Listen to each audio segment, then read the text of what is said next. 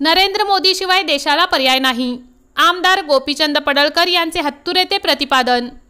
सध्या भारत देशाला पंतप्रधान नरेंद्र मोदी यांच्याशिवाय पर्याय नसल्याचे प्रतिपादन आमदार गोपीचंद पडळकर यांनी सोलापूर लोकसभा मतदारसंघातील भाजप महायुतीचे उमेदवार तथा आमदार राम सातपुते यांच्या प्रचारार्थ आयोजित जाहीर सभेत केले.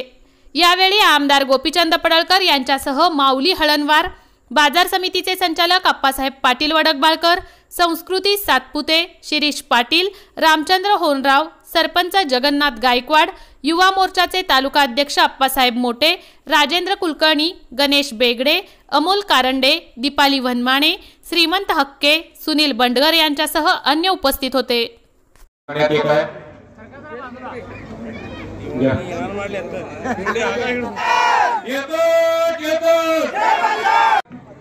प्रवेश झालेला आहे. त्यानंतर महाराष्ट्र गोपीचंद पडळकर साहेब यांना विनंती आहे त्यांनी या सभेला भगवी पताका भगवा झेंडा खांद्यावरती घेतला.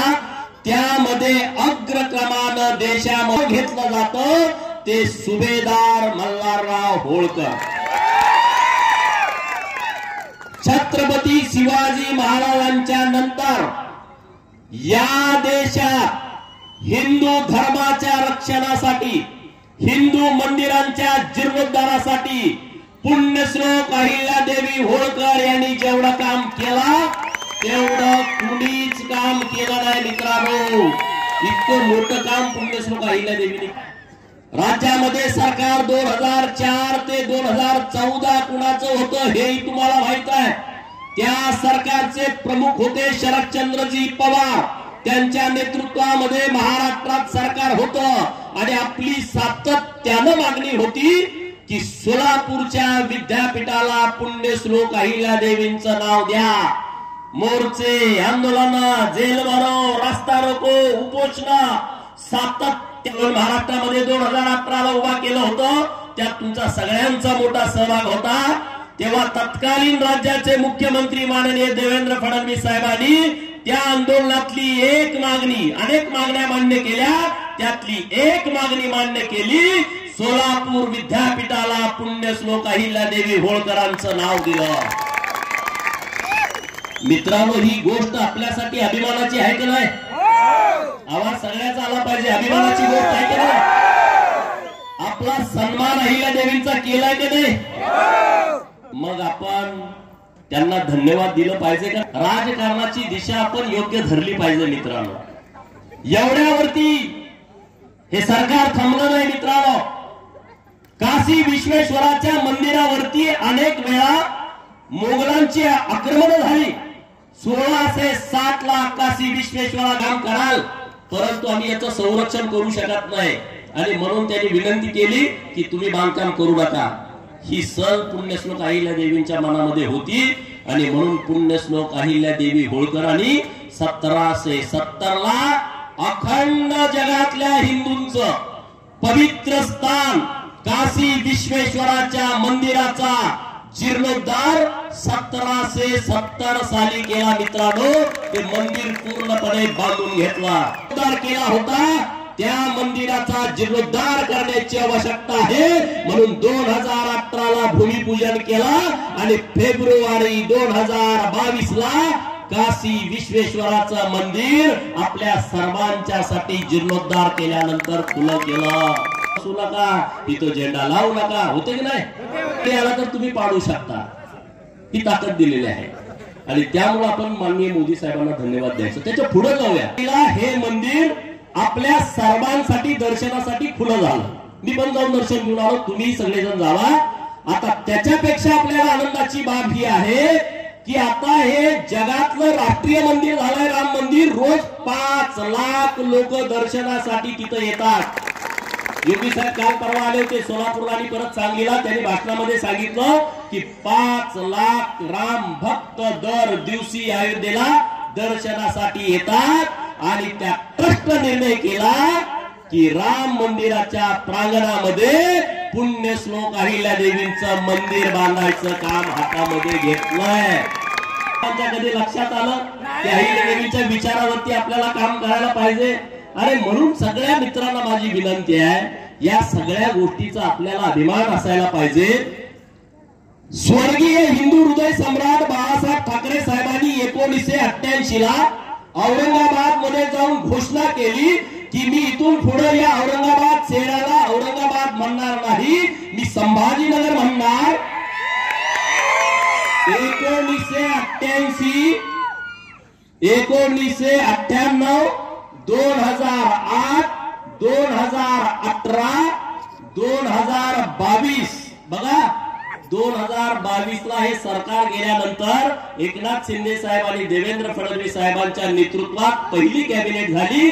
त्यामध्ये औरंगाबादचं नाव बदलून धर्मवीर छत्रपती संभाजीनगर असं ठेवण्यात आलं. किती वर्ष गेली? किती? 34 वर्ष गेली.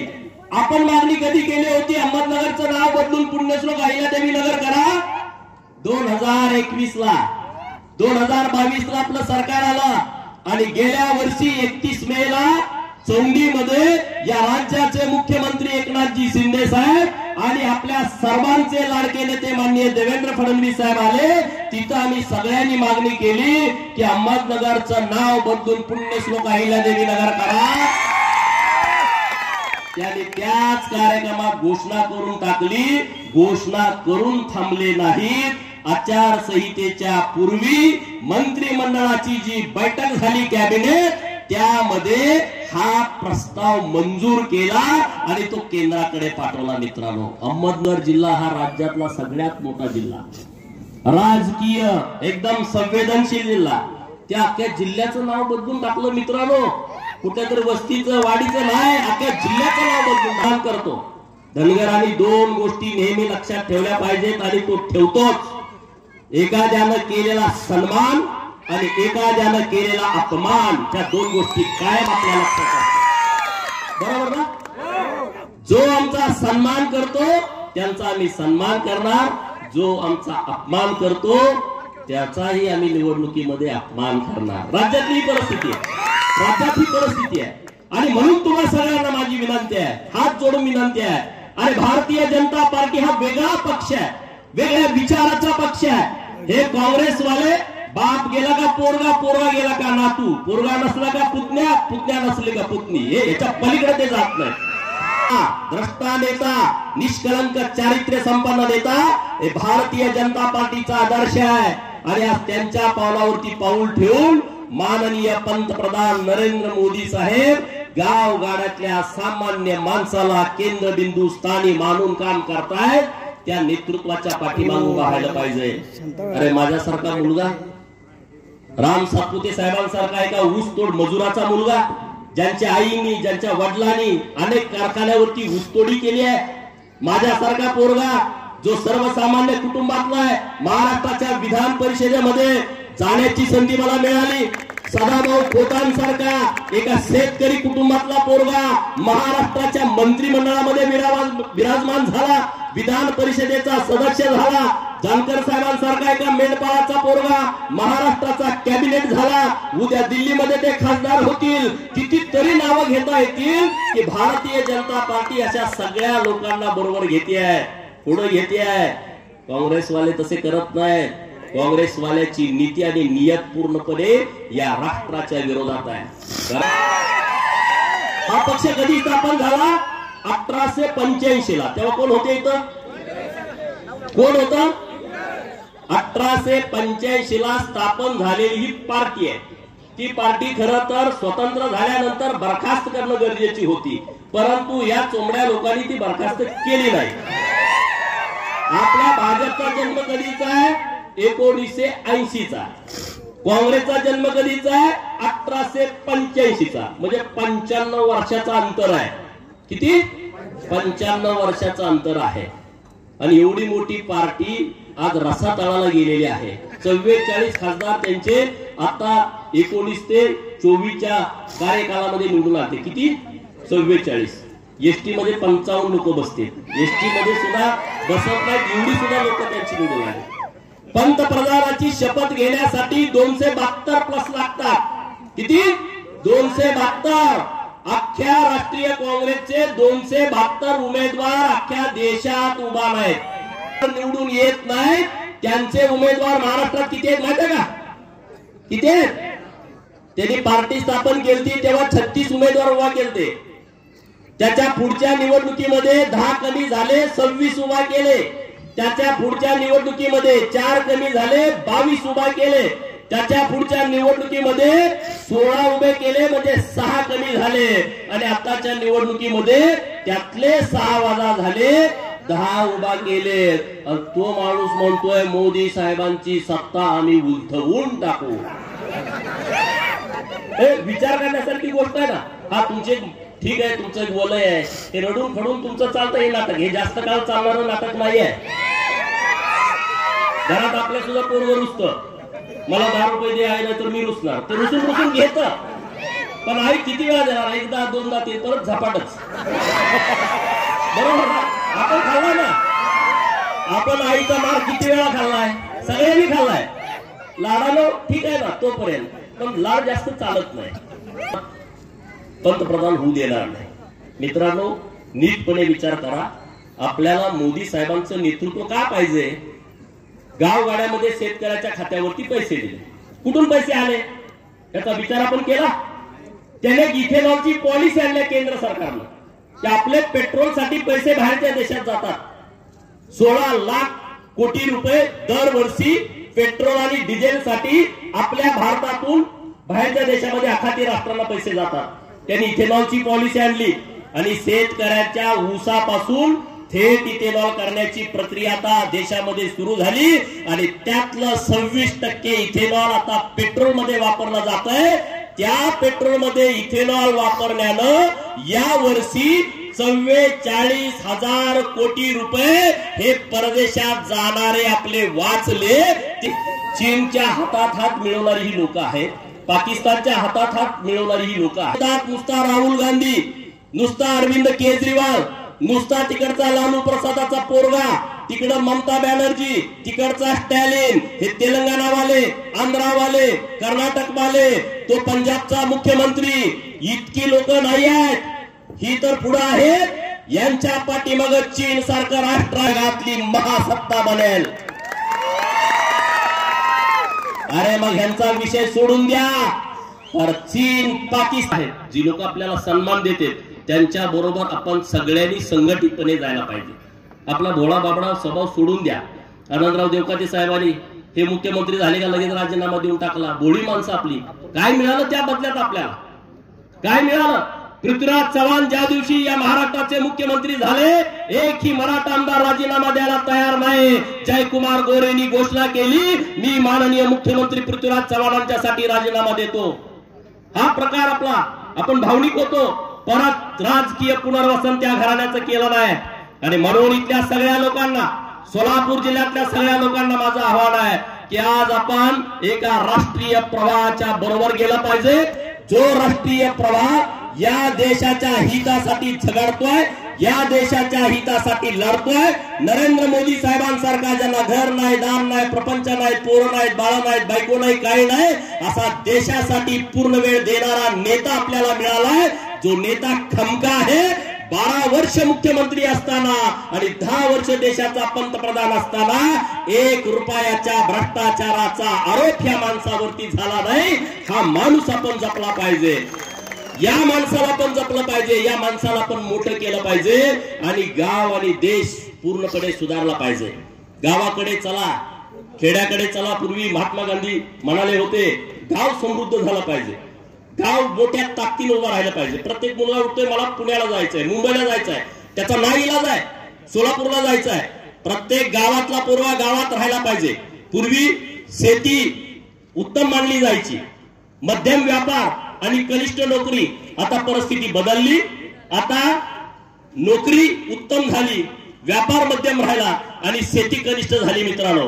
आणि म्हणून ही सगळी प्रक्रिया बदलण्याच्या दृष्टिकोनातून केंद्र सरकारची आपल्याला मोठी मदत होते, राज्य सरकारची मोठी मदत होते. राज्य सरकारच्या माध्यमातून अनेक योजना आणलेत आपण, अनेक योजना आणलेत. काही सगळ्या गोष्टी आपल्या यशस्वी झाल्या नसतील. आरक्षणाचा विषय आपला अजून यशस्वी झाला नाही. मी तुम्हाला विश्वासानं सांगतो, आपण सगळे एकजूट राहूया, संघटित राहूया. प्रत्येक प्रश्नाची सोडवणूक घेतल्याशिवाय आपण सरकार समोर गप्प बसणार नाही. जरी आपण सरकार बंधू बघी, तुम्ही सर्व गेल्या 10 वर्षापासून बघत आलेले आहेत. आपल्या तालुक्यात शेतकऱ्याचं अडचण प्रत्येक ठिकाणी आणि प्रत्येक ठिकाणी लाईटची समस्या, प्रत्येक ठिकाणी सरकारने कन्नड मात्र घ्यावा, लाईट घ्यावा, ಎಲ್ಲ ನೀವೆಲ್ಲ ತಿಳುವಳಿಕಿದ್ರಿ, ಶಾಣೆ ಇದ್ರಿ. ಎಲ್ಲ ಯುವಕರು ಶಾಣಿಯರ. ಈಗ ಕೆಲವೊಂದು ಮಂದಿ ಬಂದು ಹೋಗ್ತಾರ, ಹೇಳ್ತಾರ ನಮ್ಮ मन सभानाಗ राहुल गांधी जी माताडिದ್ರು, सबको 6 कोटी मिलेगा, बस 12 कोटी मिलेगा, 1000 कोटी मिलेगा, लाख कोटी मिलेगा. हो, आम्हाला कोटी बिटी काय नको. आमच्या शेतकऱ्याच्या मुलाला काम करण्यासाठी रोजगार द्या, दुसरं काय नको. समोरच्याला बोलतो मी. त्या शिक्षणाच्या ऐपतीप्रमाणे आमचा शेतकरीचा मूल पुणे, मुंबई, बेंगलोर या ठिकाणी रोजगार करायला बाहेर जातो. फक्त रोजगाराचा विषय बोला तुम्ही. रोजगाराचा विषय सोडून शेतकऱ्याच्या मुलाला हरामचे पैसे नको. साहेब, आमच्या भागात एक एमआयडीसीचे बापूसाहेब असताना, बापूसाहेब मंजूरला एमआयडीसी मंजूर केलेले आहेत. ते काँग्रेसवाल्यांनी ते काय तर राजकारण खेळून काही शेतकरी तिथं विरोध होते. मला बी भेटले होते. काय तर समजूत काढावं म्हणलं तर तिथं